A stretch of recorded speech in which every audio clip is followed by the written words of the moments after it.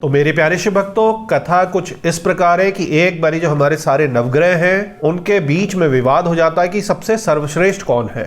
और इसके लिए वो क्या करते हैं कि चलिए देवराज जो इंद्र है उनके पास जाते हैं। और इंद्र तो आप जानते ही हैं कि दिमाग के बहुत ही ज़्यादा चतुर हैं, हमेशा कुछ ना कुछ मैनिपुलेशन करते हैं। तो उन्होंने कहा कि किसका मैं बुरा बनूं, क्योंकि 9 में से किसी ना किसी को तो सर्वश्रेष्ठ बताना ही पड़ेगा और जिन 8 को नहीं बताएंगे उनमें से कुछ ना कुछ को बुरा लग जाएगा और फिर उनकी तो घात झेलनी पड़ेगी।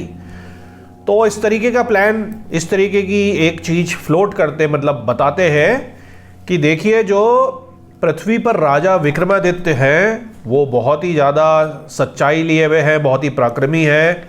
आप उनके पास चलिए, वो ही इस बारे में आपको बता पाएंगे कि सर्वश्रेष्ठ कौन है। ओम नमः शिवाय। मेरे प्यारे शिव भक्तों, नवग्रह की सीरीज चली रही है और चलते चलते हम पहुंच गए शनि ग्रह पर।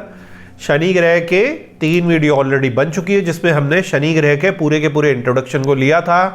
अच्छा शनि, बुरा शनि, कैसे क्या कब। अगर आपने वो नहीं देखा है तो पहले प्लेलिस्ट में जाकर शनि की वो 3 वीडियो देख लीजिए। अब जो हमारी वीडियो है, इसका सेकेंड जो हमारा सेक्शन शुरू हुआ है वो हमारा शुरू हुआ है शनि ग्रह की रेमेडीज के बारे में। अगर आपका शनि ग्रह खराब है तो किस किस चीज़ों को करके आप शनि ग्रह को पैसिफाई कर सकते हैं, शांत कर सकते हैं, ताकि जो उसका क्रोध है, जो उसका कष्ट है आपके जीवन में कम से कम हो। और यदि आपका शनि बली है, उच्च का है, अच्छी जगह बैठा है, आपकी ज़िंदगी में शनि अच्छे कार्य करवा रहा है, उसके अच्छे पैटर्न्स है, तो उसको और ज़्यादा बूस्ट करके और ज़्यादा बल देकर आप अपने जीवन में और अच्छा लाभ ले सकते हैं। तो चलिए शुरू करते हैं अलग अलग प्रकार की रेमेडीज और उसके बीच में मैं आपको कथाएं भी बताऊंगा ताकि आप समझ सके जो शनिदेव की महिमा है, उनका किस तरीके से वो कार्य करते हैं, पीछे छुपी हुई उसकी चीज़ें क्या है, उस पर हम डिस्कस करते हैं। तो चलिए मेरे प्यारे शिव भक्तों, शनि की रेमेडीज़ की वीडियो शुरू करते हैं। इस वीडियो में आप क्या क्या समझेंगे शॉर्ट पे मैं आपको बता देता हूँ कि शनि के क्या यंत्र है, उनकी पूजा, शनि के मंत्र क्या है, शनि के लिए कौन सा रुद्राक्ष या कौन सा जो रुद्राक्ष की माला है वो आप पहन सकते हैं, शनि से जुड़े हुए रत्न, उपरत्न क्या है, क्रिस्टल्स क्या हैं, इनकी हम चर्चा करेंगे। शनि के लिए लॉकेट, कवच इत्यादि आप क्या बना सकते हैं, शनि के लिए दान पुण्य क्या है, शनि से रिलेटेड कलर जो है, शनि से रिलेटेड जो तंत्र है, शनि के तंत्र से रिलेटेड क्या क्या उपाय माने गए हैं। इसी के साथ आप हमेशा लाल किताब के बारे में भी पूछते हैं, तो जो लाल किताब में कुछ उपाय हैं उनकी भी हम चर्चा करेंगे। और पारद और पिरामिड वास्तु आइटम, शनि और वास्तु किस तरीके से काम करता है, इस पर भी हम चर्चा करेंगे। तो मेरे प्यारे शिव भक्तों, कथा कुछ इस प्रकार है कि एक बारी जो हमारे सारे नवग्रह हैं उनके बीच में विवाद हो जाता है कि सबसे सर्वश्रेष्ठ कौन है। और इसके लिए वो क्या करते हैं कि चलिए देवराज जो इंद्र है उनके पास जाते हैं। और इंद्र तो आप जानते ही हैं कि दिमाग के बहुत ही ज़्यादा चतुर हैं, हमेशा कुछ ना कुछ मैनिपुलेशन करते हैं। तो उन्होंने कहा कि किसका मैं बुरा बनूं, क्योंकि 9 में से किसी ना किसी को तो सर्वश्रेष्ठ बताना ही पड़ेगा और जिन 8 को नहीं बताएंगे उनमें से कुछ ना कुछ को बुरा लग जाएगा और फिर उनकी तो घात झेलनी पड़ेगी। तो इस तरीके का प्लान, इस तरीके की एक चीज़ फ्लोट करते मतलब बताते हैं कि देखिए जो पृथ्वी पर राजा विक्रमादित्य हैं वो बहुत ही ज़्यादा सच्चाई लिए हुए हैं, बहुत ही पराक्रमी हैं। आप उनके पास चलिए, वो ही इस बारे में आपको बता पाएंगे कि सर्वश्रेष्ठ कौन है। तो मेरे प्यारे शिव भक्तों, ये सुनकर जो 9 के 9 ग्रह हैं, 9 ग्रहों के देवता हैं, ये पृथ्वी पर पहुंच जाते हैं उज्जैन विक्रमादित्य के वहां और उनके सामने ये प्रॉब्लम रखते हैं, अपनी जो बात है कि हम में से सर्वश्रेष्ठ कौन है। तो विक्रमादित्य भी समझ जाते हैं कि ये तो बड़ी गड़बड़ है, क्या करा जाए। तो एक युक्ति निकालते हैं, जिस ग्रह से रिलेटेड जो मेटल होता है, जो धातु होता है, उसके 9 वो बैठने के सिंहासन बनवाते हैं और वहां पर रख देते हैं। और लोहे का जो सिंहासन है सबसे पीछे रखा जाता है और इस तरीके से स्वर्ण का अन्य जो 9 आसन है अपने अपने तरीके से एक पैटर्न से वो लगवा देते हैं। तो इस तरीके से अलग अलग धातुओं के सिंहासन होते हैं और सब ग्रहों को बताया जाता है कि आप अपने अपनी जगह पर बैठ जाइए। और शनिदेव जो है काफ़ी दूर चलकर पीछे, क्योंकि लोहे का सिंहासन होता है, उसमें वो बैठते हैं और उनको ये बिल्कुल भी अच्छा नहीं लगता कि सभी को एक लाइन से नहीं लगाया गया है, फ्रंट में ही हमें आगे पीछे कर दिया गया है। तो इसमें उनको जो है दिखता है पक्षपात कि मेरे साथ या एक ट्रुथ के साथ पक्षपात करा गया है, एक खेल खेला गया है। तो यहां पर जो शनिदेव हैं वो एक तरीके से क्रोधित हो जाते हैं कि इस पे कोई पक्षपात करा गया है, कुछ षड्यंत्र खेला गया है। सारे जो सिंहासन है उनको एक लाइन पे लगाया जा सकता था, मेरा जो सिंहासन है सबसे पीछे जाके है, तो इसमें जो है छल करा गया है, जस्टिस नहीं हुई है। और जो शनिदेव हैं वो तो कर्म फलदाता हैं, जस्टिस के ही लॉर्ड है। वो विक्रमादित्य से कहते हैं कि ये तो सही नहीं है। विक्रमादित्य उस समय क्या कह देते हैं कि आप जो हैं अपनी क्रूर दृष्टि से लोगों का बुरा करते हैं, आप तो बहुत ही क्रूअल ग्रह हैं। मतलब कि शनि के लिए कहा भी जाता है ना कि ये शनि जो है बड़ा क्रूर ग्रह है। इस तरीके की जो बातें हैं समाज में फैली हुई है, जबकि सच्चाई ऐसी नहीं है। वो तो हमारे कर्मों का फल दे रहा है। अगर वो कर्मों का फल दे रहा है निष्पक्ष होके कोई जज, तो वो क्रूअल नहीं है, क्योंकि हमने कुछ बुरे कर्म करे हैं, उसका हमें फल भोगने को मिल रहा है। तो यहां पर यह होता है कि शनि कहते हैं कि राजा, मेरा जो इन्फ्लुएंस है वो बिना किसी रीजन के नहीं होता। मतलब मैं जो दंड देता हूं बेफजूल में नहीं देता, मैं आपके कर्म के फलों को ही देता हूं। क्योंकि आपने मेरे साथ धोखा करा, मैं अब आपको अपनी जो दृष्टि है, जो शनि की वक्र दृष्टि है, उसकी ताकत दिखाता हूं, ताकि आगे चलकर जो अभी आपने एक तरीके से छल करा आप वो ना करें और आप समझे कि किस तरीके से अब आपने जो कर्म करा है जाने अनजाने, उसका फल आपको भोगना पड़ेगा। तो होता यह है कि विक्रमादित्य राजा के जीवन में 7.5 की शुरुआत हो जाती है। कुछ दिनों बाद शनि जो है एक घोड़े के विक्रेता, एक ट्रेडर के रूप में विक्रमादित्य के वहां पे आते हैं, राज्य में आते हैं। विक्रमादित्य उस घोड़े को लेना चाहते हैं और उस पर चढ़ जाते हैं। तो यहां पर घोड़ा जो है उनको लेकर घने जंगल में ले जा लेता है और फिर उनको घोड़े से गिराकर घोड़ा हो जाता है गायब। विक्रमादित्य क्योंकि घने जंगल में होते, चलते चलते वो एक जगह पर पहुंचते, एक टाउन में पहुंचते, एक दूसरे राज्य में पहुंचते हैं और वो बहुत ही ज़्यादा भूखे प्यासे होते हैं, थक गए होते हैं। वहाँ पर एक व्यापारी होता है, अमीर व्यापारी होता है, उससे वो पानी के लिए, खाने के लिए रिक्वेस्ट करते हैं। तो वो जो है मर्चेंट उनको देखता है कि बड़े अलग से हैं, बड़े ही मतलब क्योंकि राजा तो थे ही विक्रमादित्य और बड़े शक्तिशाली, पराक्रमी, सुंदर तो थे ही, तो वो उनको दे देते हैं और उनसे कहते हैं कि आप मेरे वहाँ ही रुक जाओ। होता क्या है कि जो मर्चेंट है वो देखता है कि इसको कोई ज़रूरत है, लेकिन ये बड़े अच्छा घर का या बड़े अच्छे घराने का लग रहा है, तो उनकी एक बेटी होती है, वो बेटी के लिए कोई अच्छा वर देखने की कोशिश कर रहे होते हैं। तो इसी के लिए वो मिलाने के लिए बिना बताए अपने घर में उनको इनवाइट करते हैं। तो अलोलिका उनकी बेटी का नाम होता है। तो रात को क्या होता है कि जो अलोलिका है वो अपने गहने, अपना जो सुगंध है, परफ्यूम है, इत्र है, ये सब लगाकर राजा के कमरे में जाती हैं, मतलब कि उस क्षत्रिय के कमरे में जाती है जो कि विक्रमादित्य है, और उनको इंटाइस करने की कोशिश करती हैं, मतलब उनसे मिलने की कोशिश करती हैं, उनको लुभाने की कोशिश करती हैं ताकि वो देख सके। तो जो राजा विक्रमादित्य है वो ये भांप लेते हैं और वो इस तरीके से दिखाते कि वो सो ही रहे हैं, उनके ऊपर चंदन का वो जल का छिड़काव भी करती हैं ताकि वो उठ जाएं, उनसे वो अपना श्रृंगार दिखा सकें ताकि उनको पसंद आ जाए, शादी हो जाए, कुछ इस तरीके का होता है।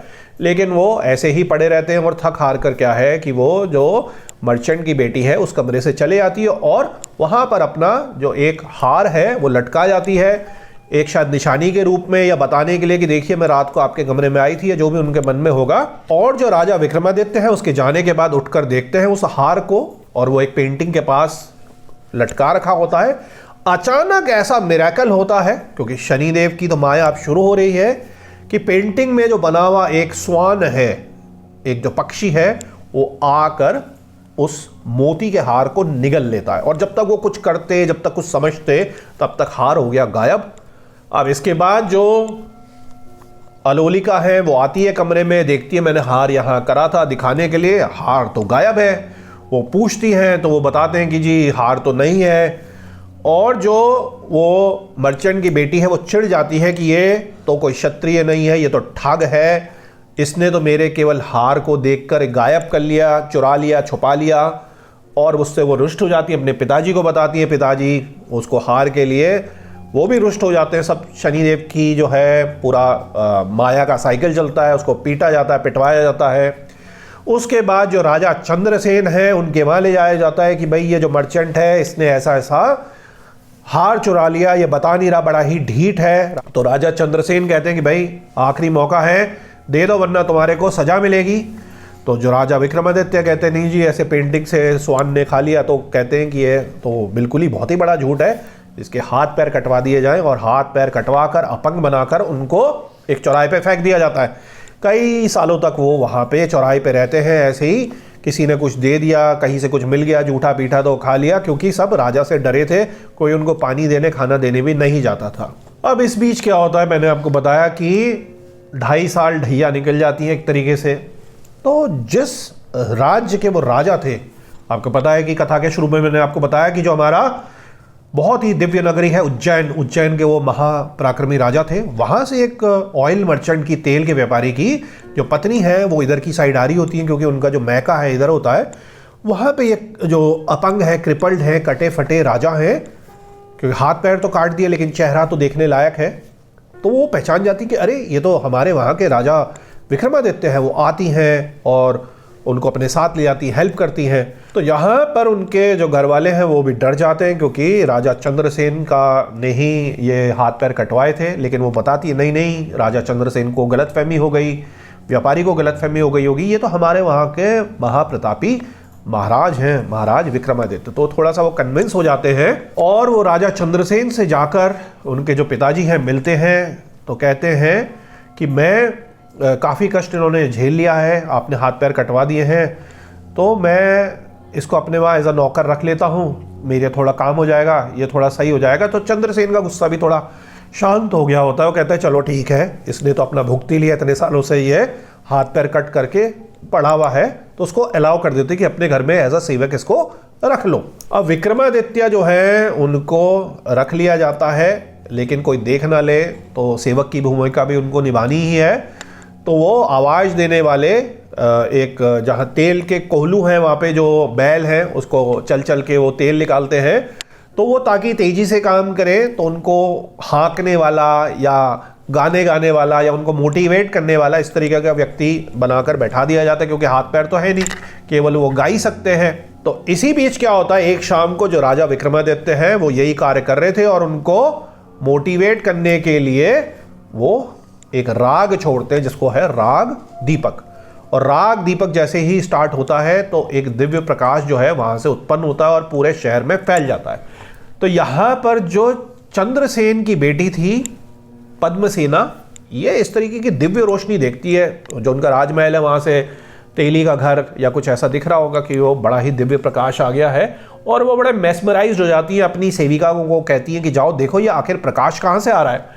और वो बताती हैं कि एक लिम्बलेस विक्रमादित्य कोई है, मतलब कि कोई सेवक है जिसके हाथ पैर कटे हुए हैं और वो इतना सुंदर गाता है।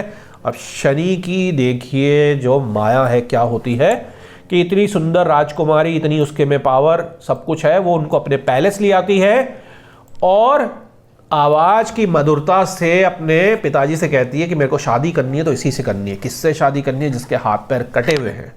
तो फादर उसके मना कर देते हैं, राजा जो चंद्रसेन है कि नहीं, इससे कैसे शादी होगी, तो चोर है, इसका तो हाथ पैर कटे हैं। इसी बीच में क्या होता है कि शनिदेव जो है राजा विक्रमादित्य के पास आते हैं।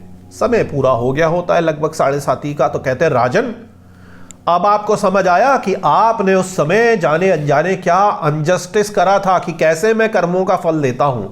अब आपको मेरी शक्ति का पता चल गया।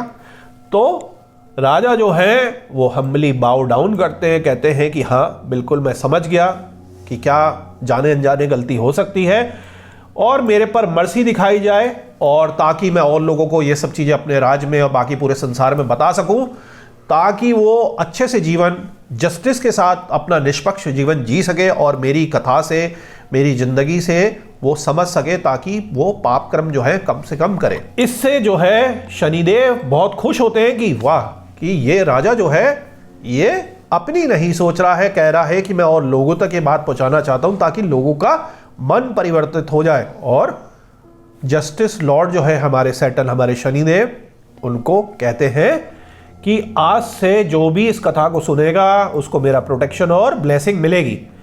और ये कहते ही जो राजा विक्रमादित्य हैं उनके शरीर से एक गोल्डन रोशनी, अद्भुत रोशनी रेडिएट होने लगती है। और ये जो दिव्य रोशनी थी शरीर से निकलती हुई राजा चंद्रसेन देख लेते हैं, समझ जाते हैं कि कुछ ना कुछ जो है इसमें भगवान का हाथ है, किसी दिव्य आत्मा का हाथ है। और वो कहते हैं अपनी बेटी से, ठीक है आप राजा विक्रमादित्य, जो कि हाथ पैर उन समय कटे थे, उनसे आप शादी कर लो। और उनकी जो शादी हो जाती है, वहीं पर क्या होता है कि जो मर्चेंट का, जिसके वहाँ पर सबसे पहले जिसने खाना पीना दिया था, जिसकी बेटी गई थी, जिसने अपना हार्ट डाल दिया था, वहीं पे मर्चेंट देखते हैं कि अचानक वो स्वान, वो पक्षी आया और अपनी चोंच अपने पेट से जो माला उसने खा ली थी वो उगल दी, उसने वहीं पे छोड़ दी और वो माला मिल गई।